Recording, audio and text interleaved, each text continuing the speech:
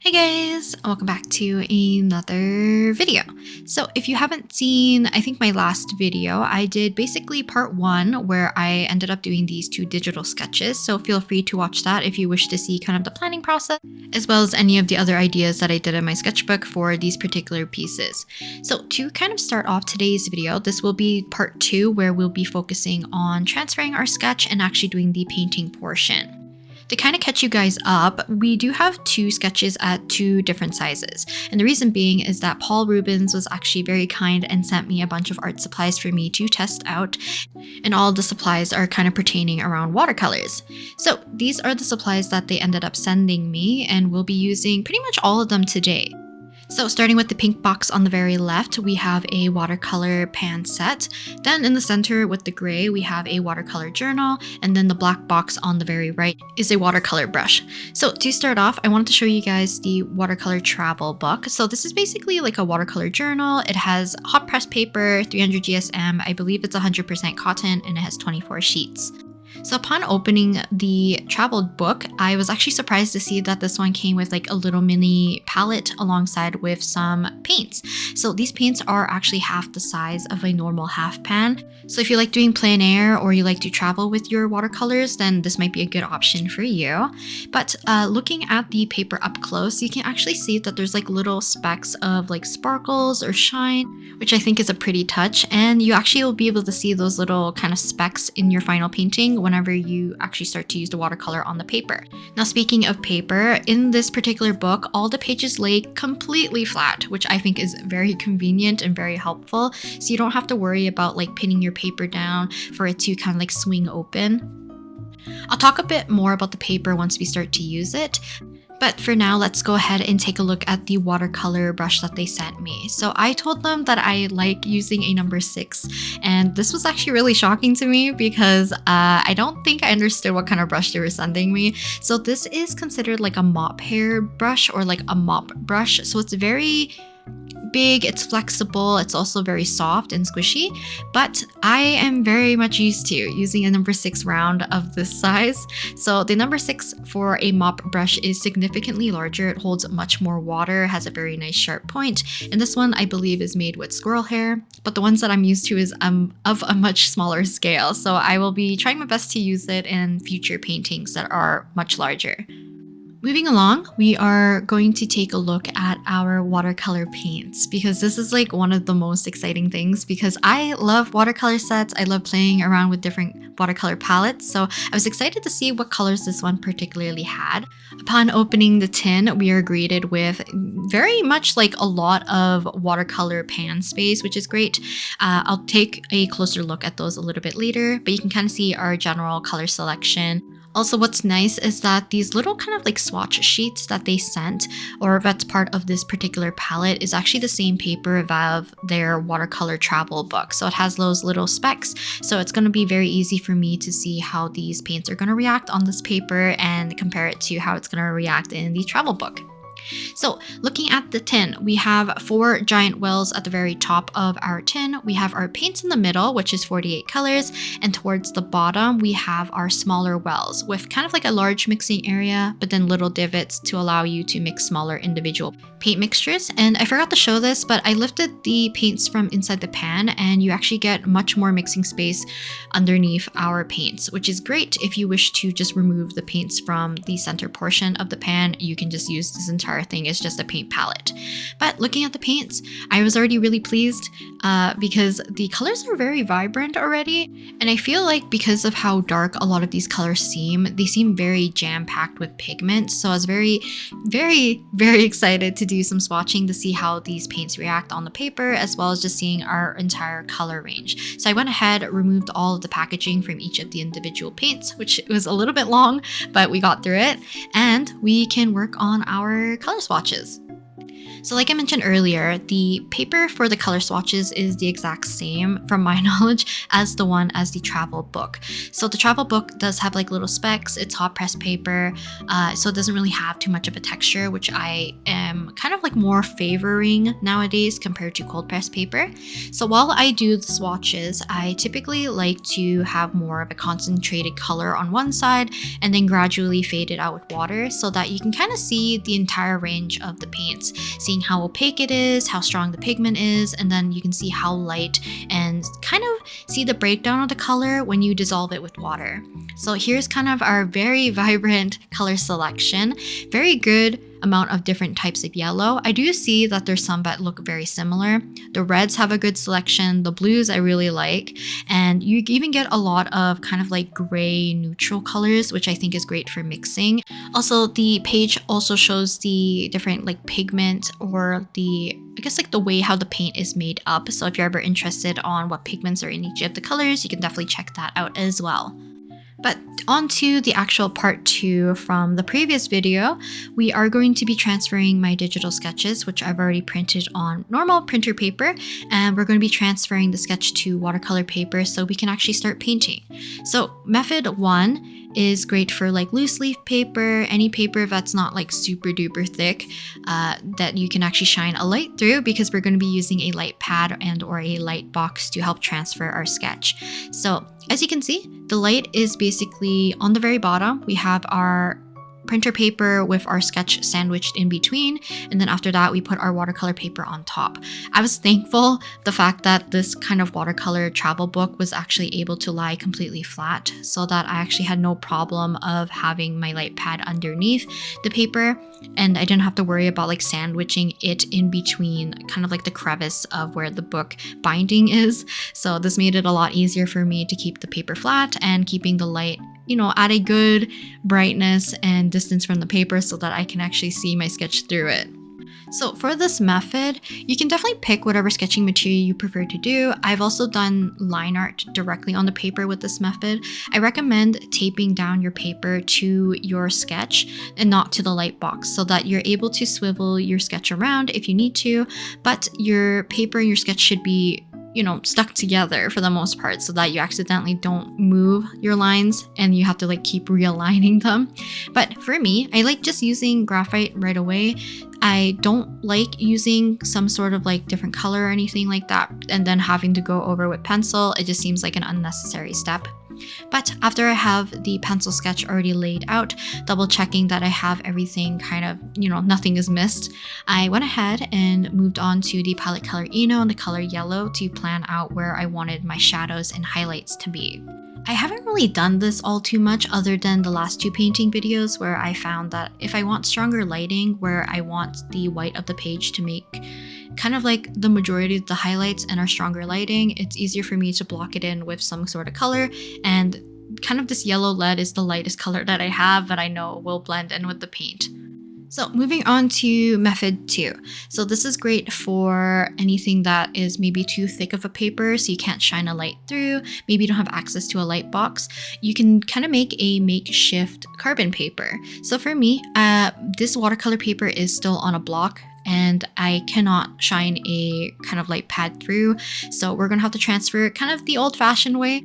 If you already have carbon paper, you can go ahead and just set that up and get yourself ready for transfer right away. But for me, I don't own any, nor do I really prefer carbon paper for something like this, so we're gonna make our own. I'm using the Prismacolor Colerase in the color Carmine and scribbling on the back of my little sketch. You can definitely just use normal graphite or use anything that is able to make an imprint. So a good example is that I sometimes sketch in a different color, and when I sketch in my sketchbook, I accidentally press on the other side of the page and it leaves an imprint. So anything of that sort of medium you can definitely use.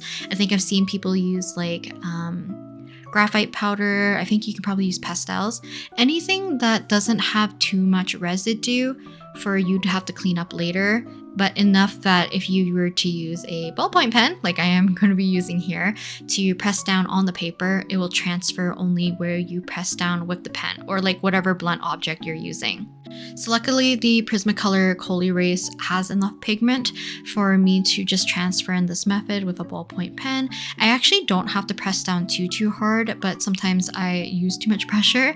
But I highly recommend just do a bit of testing, because if you use too much pressure, you might be indenting your watercolor paper and it might not give you favorable results if you're accidentally maybe pooling water and maybe it's going into those divots instead. Who knows? It might affect your painting, it might not. It just depends on how you use it, as well as like how much pressure you're using. But you can kind of see that it's making an imprint. I get paranoid, so I often flip back and forth just to make sure that it's actually transferring properly before we get too far into our kind of sketch. So as you can see, I ended up choosing red because I do have like a blue Colerase colored pencil, but I don't really like using it because I like using warmer colors for the skin tone. So typically red is kind of a color that kind of blends in with the warmer tones of the skin, so it doesn't look too off and it just stands out a little bit less. But after I finish transferring the sketch, it's kind of like faded. You can see it's kind of speckly. It's also very thick, so I'm not really liking it all that much. And I know that once I start adding a bunch of washes, I'm gonna lose my lines. So to bring back some consistency and knowing how my sketch is going to be, I'm going back in with a mechanical pencil and just going over and basically going over the lines once again. So we're low-key drawing Danhung, I think 3 times at this point, and these lines won't budge when I add water. The Prismacolor Colerase doesn't really budge or like dissolve. It's not really water soluble, but I'm not going to really take any chances of losing my lines. So just having that safety net of adding some sort of mechanical pencil, graphite on top, just really helps. It also keeps my page nice and clean. If I were to transfer entirely with the graphite, I always feel like it leaves too much debris, and whenever I add water on top, it kind of smudges. This way I can kind of leave it nice and clean and it doesn't really do too much of the mixing of the graphite. Similar to Llama, I ended up doing a very quick little outlining of yellow to make sure that I knew where I wanted to add shadows and light. But with Danhung kind of like out of the way, we can work on painting for Llama. So for me, I decided to use the squirrel hair brush right away, and just to use it to kind of block in our lights. Like I said, it kind of holds a lot of water because it is a mop brush, but it has a nice sharp tip at the very end, but it is a super soft kind of brush. So I definitely need a little bit more practice with that type of brush, and I'll probably use it in the future with like a larger painting so that I can use it for more than just blocking in our flats of our lights.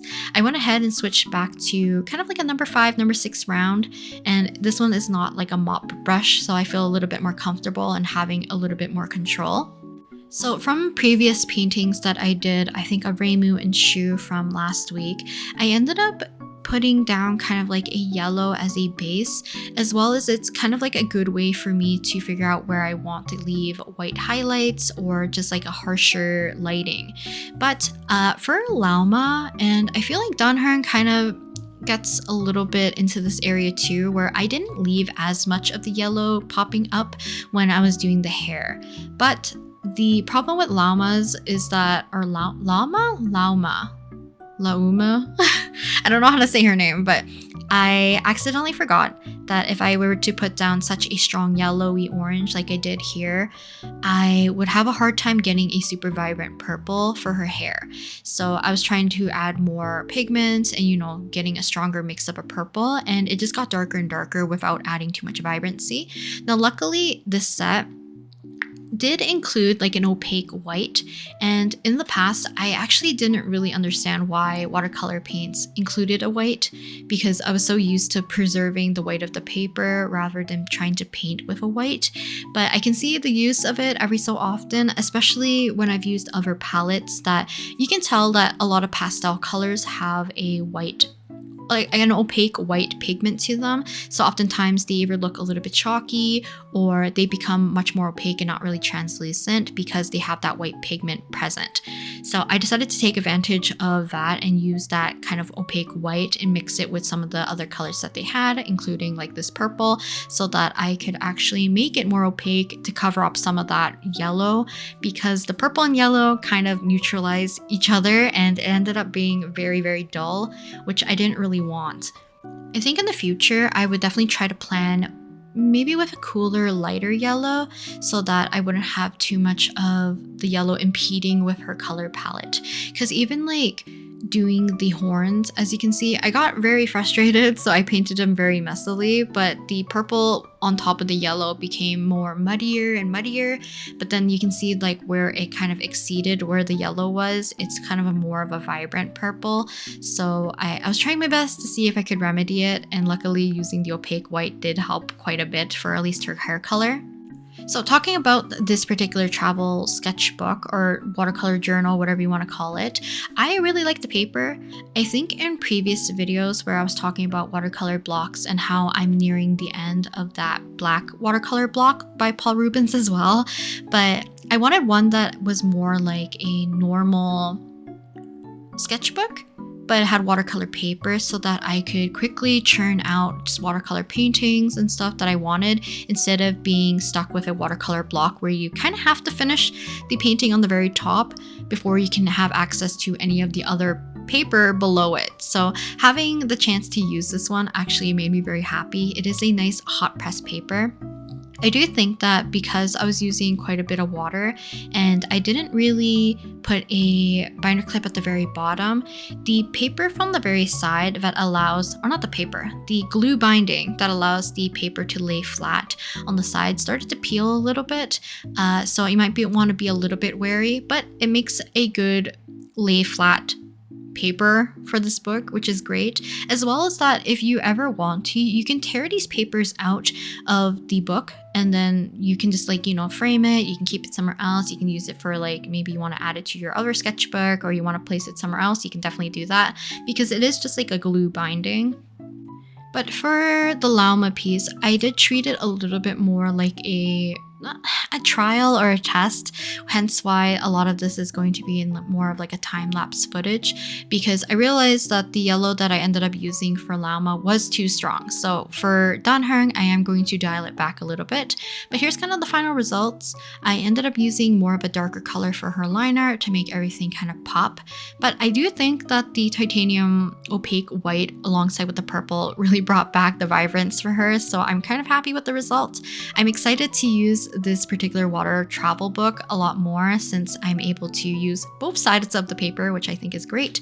Also, kind of like up close, you can kind of see the little sparkles popping through, which I think is kind of neat, that the even opaque paint doesn't really cover it up too much, so that's kind of fun. And here you can kind of see where the binding is kind of loose with the glue, but you can definitely tear this out if you want to. I'm probably just going to use the front and the back for every page, so I will just get more use out of it. But now we are moving on to the Danhung piece. So for Danhung, I was a little bit wary because starting off for this piece, we're not blocking in the lighting right away. I wanted to add a wash of water first and start to add in pinks, a little bit like reddish orange color together, and make a blurry version of the astilbe flower, which I started to explain a little bit more in the previous video, and I have like a little very quick watercolor painting on a postcard stuck in my sketchbook so that I knew how I wanted to draw the shape of this flower. So the reason why I added a kind of like a light layer of water over top of kind of the bottom half of this painting is that I wanted the color for these flowers to bloom and not be having any kind of like harsh shapes, very defined shapes, or like hard lines anywhere, because I wanted to create that sense of depth that these are much more in the foreground. So I'm going to keep adding in more layers of transparent water washes over top and then letting the colors kind of bloom to hopefully get an illusion that these look like blurred versions and creating that depth, that they're closer to the viewer than Danhung is, and then he's more in focus. So at this point, I felt kind of okay of where it was kind of at. I decided to try my best to play more with the look of the depth by adding in some flowers that are going to be a little bit more in focus, but I don't know if this was well executed. I would like to try this in the future, probably another time. I do want to do one more Danhung painting and doing a different pose and a different lighting scheme. I don't know. I ended up doing more of this like yellowy, or not yellowy, this pinkish and like reddish pink kind of color for these flowers, but I don't really add it anywhere else for Danhung, so I don't know if it's a little bit too intense. But you can see here, I ended up adding a little bit more of a astilbe flower, a little bit more in focus compared to the rest, and I'm trying to avoid any of the fuzzier edges so that I accidentally won't redefine the edges for the ones that are supposed to be more out of focus and fuzzy, and hopefully I can kind of achieve that look. I was trying to look up a bunch of different references to see if I could find one that had the vibe that I wanted, because I wasn't too sure if I should have made them a lot lighter or a lot darker versus the ones that are more in focus, depending on the lighting. So you can let me know if you think that from a distance, for the most part, does it look like their flowers are like out of focus and then the other ones are more in focus? I definitely think like once I started adding the third layer for the ones that are blurry, it kind of put them on the same plane, which I don't really like. I think I should have left them as light as possible compared to these darker ones. I don't know. But I ended up spending quite a bit of time just kind of figuring out how I wanted to draw these flowers or paint these flowers in this case. And I decided not to add any line work to them. So usually for any watercolor painting, I like having line art, I like having structure, knowing where to paint and all that. But these ones felt better as like painting them a little bit more naturally and having them not with an outline so that they look too graphic or too sticker-like in a sense.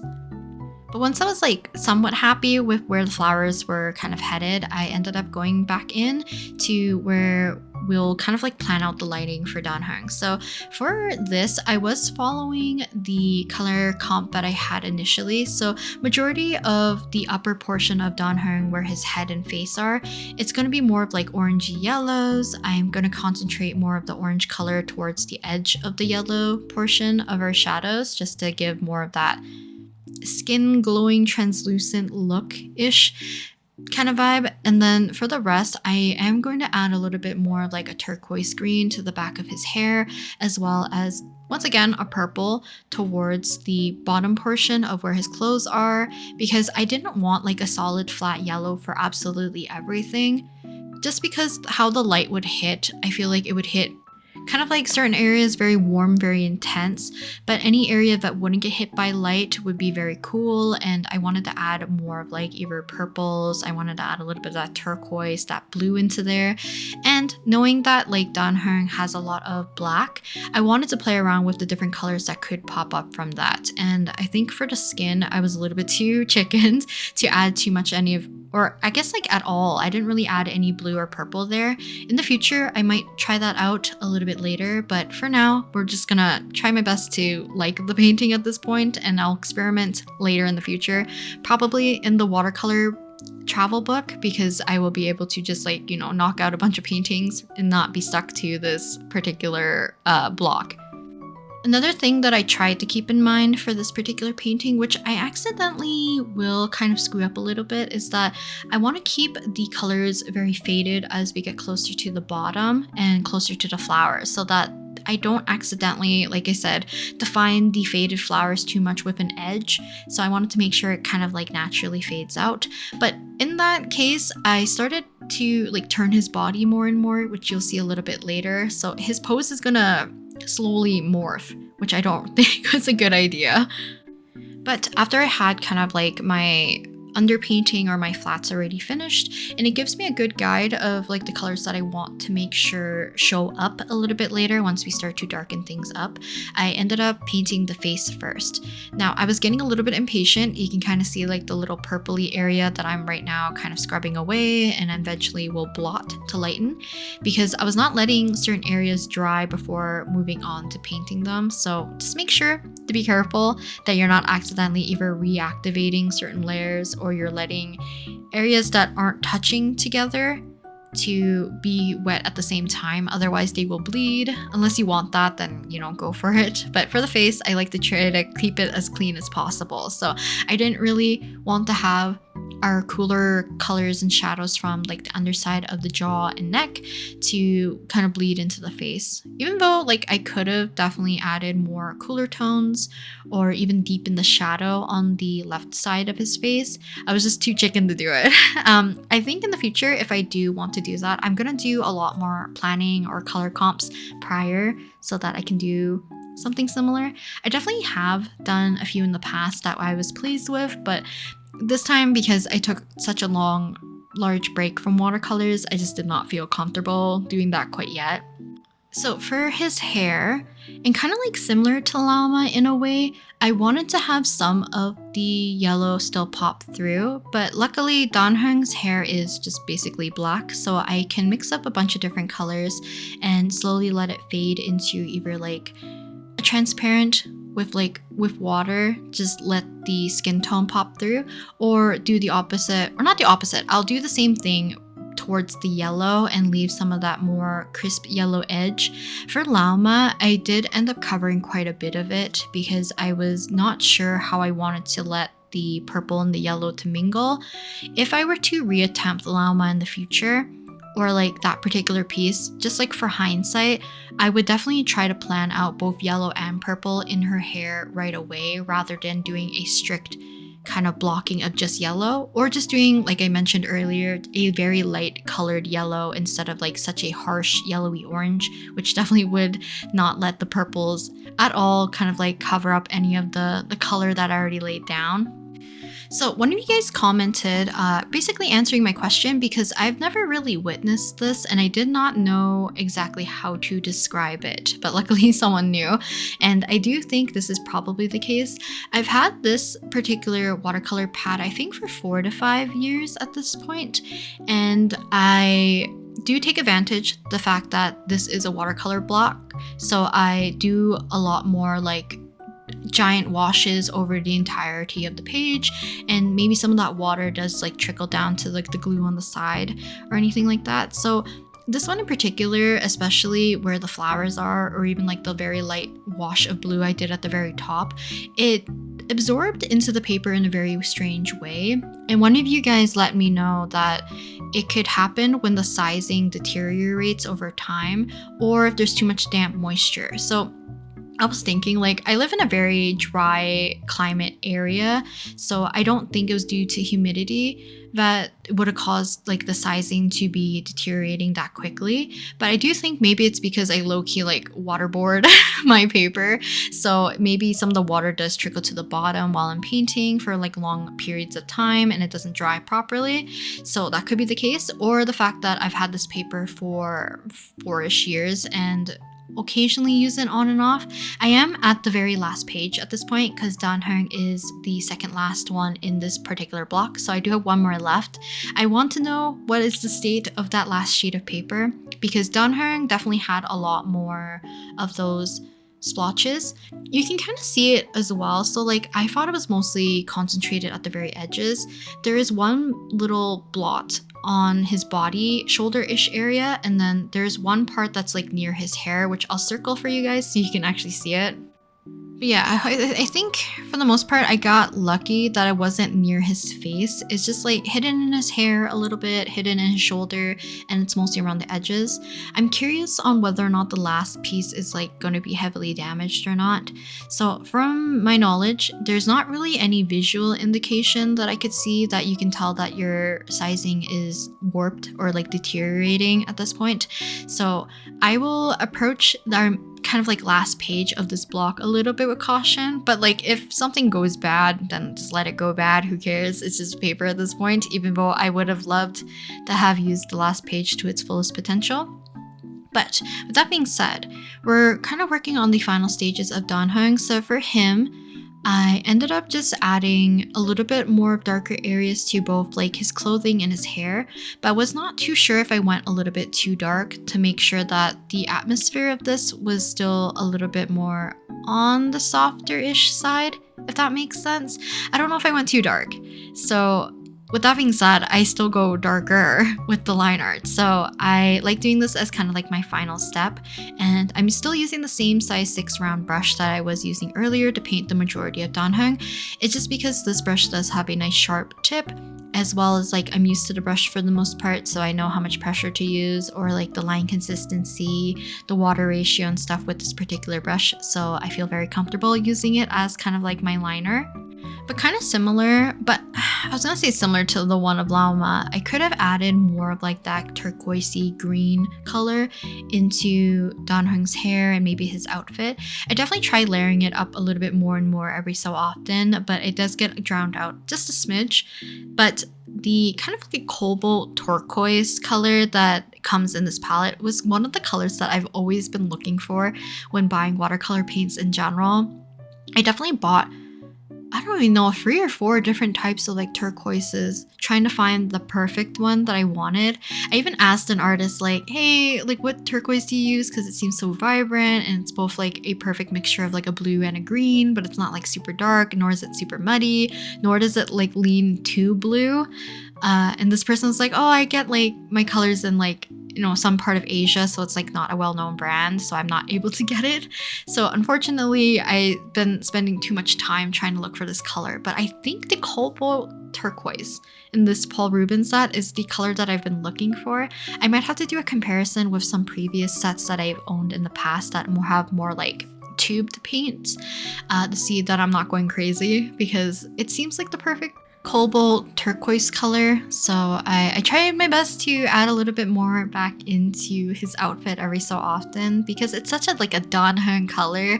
It's, I don't know, it just feels very him, so I wanted to add more. Also, I don't know if this was a mistake. I ended up going in again and adding a little bit more detail to flowers, and I don't know if it's helping or it's not helping, but here's kind of like our final result of our painting. I think he turned out really pretty. I do like how I approached the flowers. I don't know if I would have added in the ones that are more in focus. I don't know if it helped at all, really. I do want to attempt something similar again. I might try to do a different Danhung piece, like I mentioned, probably on a larger sheet, so that we can try to use that larger mop squirrel hairbrush. But yeah, hopefully you guys enjoyed today's session of me working on Danhung and Llama today. And here's kind of like a size comparison of both of them. So here's the kind of like 5x7, and then we have like a 7x10, so it's almost twice the size. For the most part, I think I like how both of them turned out. There are like small gripes I would have about both of them, but for the most part, I am pleased with how they look and just had a lot of fun just working with the process. Also in the future, if you wish to see me use maybe this color palette only for a painting, do let me know. I did do some swatches of the colors and it seems has a pretty good range, so I would be kind of tempted to see if I can make a painting of just using these colors in the future. I think I will do a lot more watercolor painting in the future, especially in this particular book, because I can just churn them out and not have to worry and wait for myself to finish the block. But thank you again to Paul Rubens for sending me these art supplies for me to test out. Please check the description if you're interested in any of these supplies, and yeah, check them out if you're interested in any watercoloring supplies or just watercolor in general. And I think I'll talk to you guys next time in the next video. Bye!